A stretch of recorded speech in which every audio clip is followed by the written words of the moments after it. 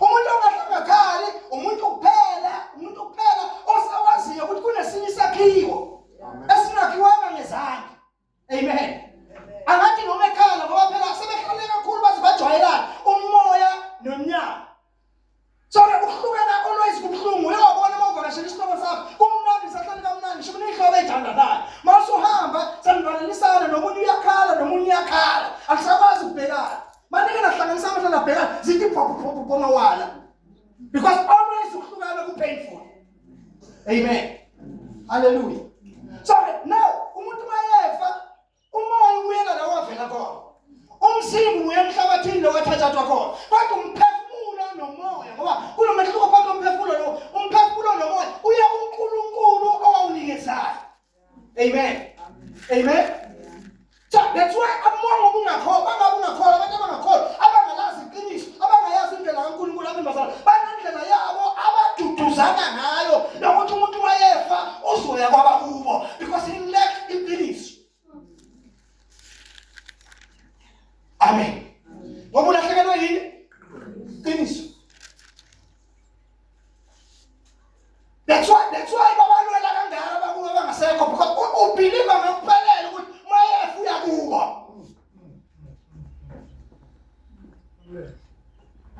But okuhlungu ukuthi abayazi ngendlela yokuya kwabafileyo. Uyibona masusemathuneni, ubona masusemathuneni kahle indlela yaziwa la bahlanganisa zonke izinto. Bafuna umfundisi la ngapha bafuna ukwenza into zabo ngapha bayabangisana. Ithathe ngena ngaphezulu noma ngena ngaphezulu kwenzeka kanjani? Abayazi ngendlela ukuthi nomuntu noma ehamba fanele ahambe ngayiphi indlela. Ngiyashula lapho kudlula. Amen. So kahle sikhuluma ngebandla ukuthi yini nje ngaNkulunkulu ngebandla. Ibandla is a society. Leader of the society. Leader yani? The society. So umsebenzi wethu njengebandla as a leader of society is to teach the society. Umsebenzi webandla ukuthi iqiniso laziyo alingapheleli kuwe.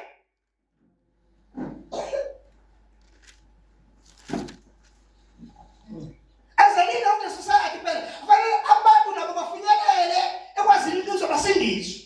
Bazofinyelela kanjani ungekho batshela iqiniso?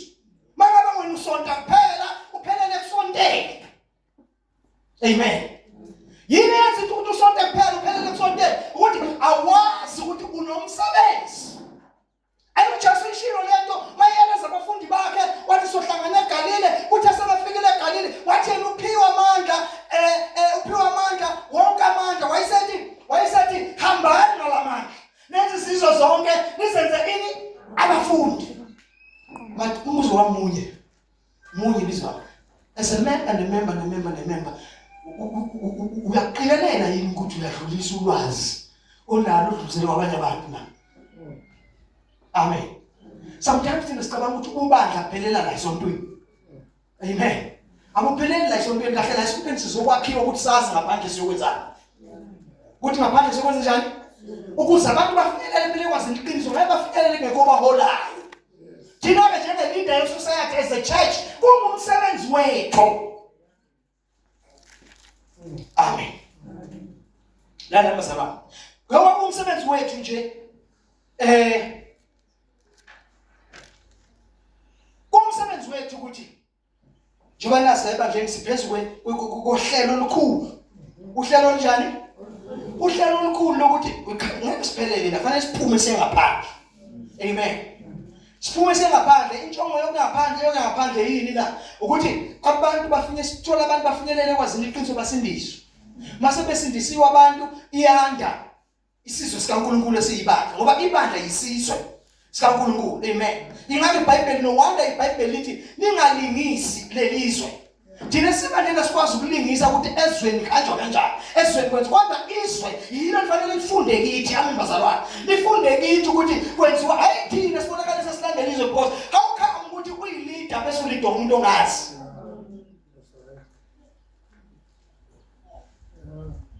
Amen.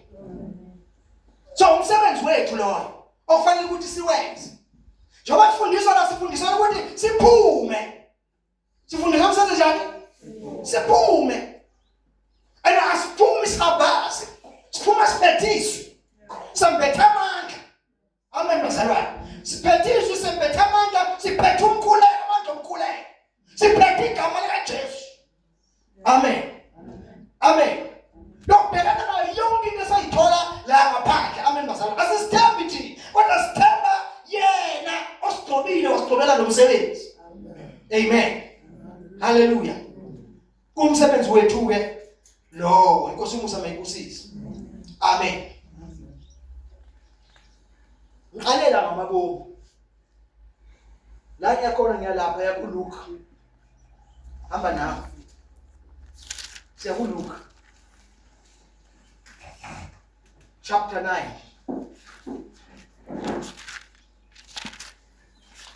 Chapter 9. Verse 57 sehlelayo.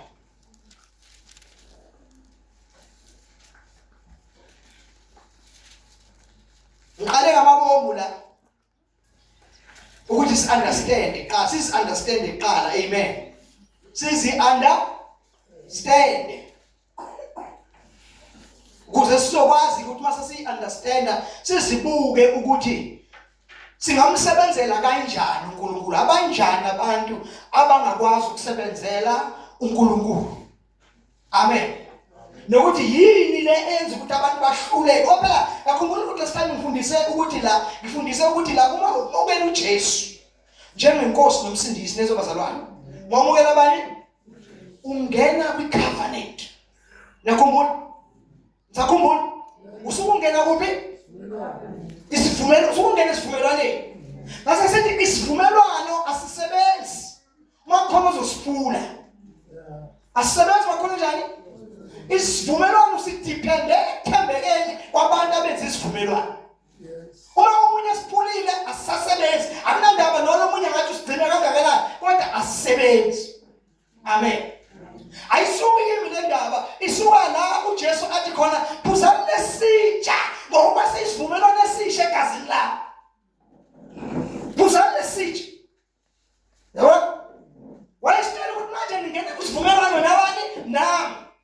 What? Yisithi nesivumelwano yisiphi? Isivumelwano sokuthi kukhona okuhle asenzele kona yiko konke sikukhumbulayo.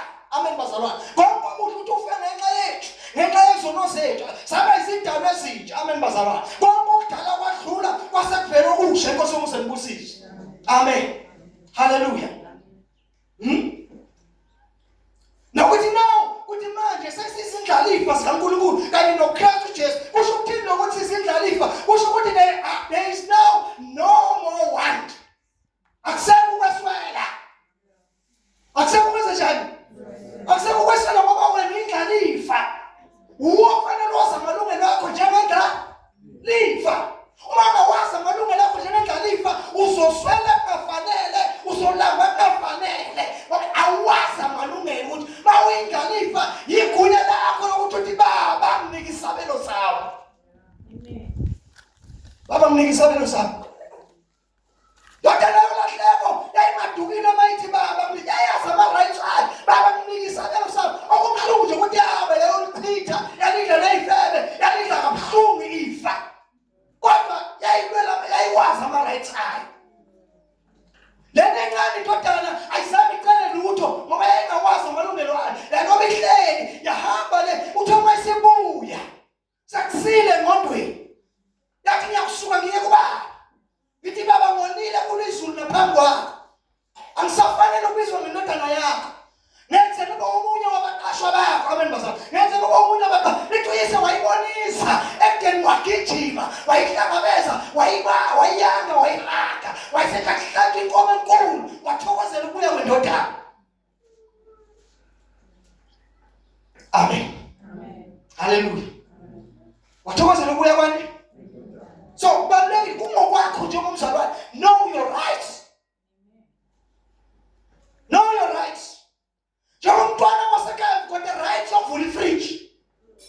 Uthatha ukuthandayo efrijini wakho. Amen. Amen. Know your rights. Ama-rights ethu thina sengibazalwane yiko konke lokho esiyikho kuKristu.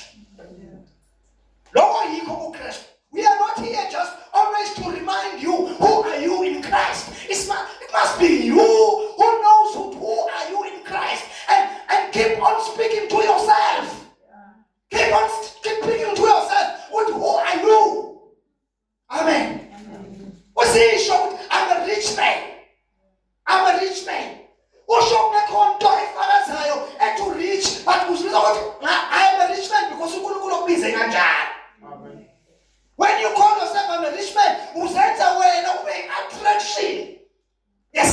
Amen. Izinto sizokulandela phela ngoba uwebizile.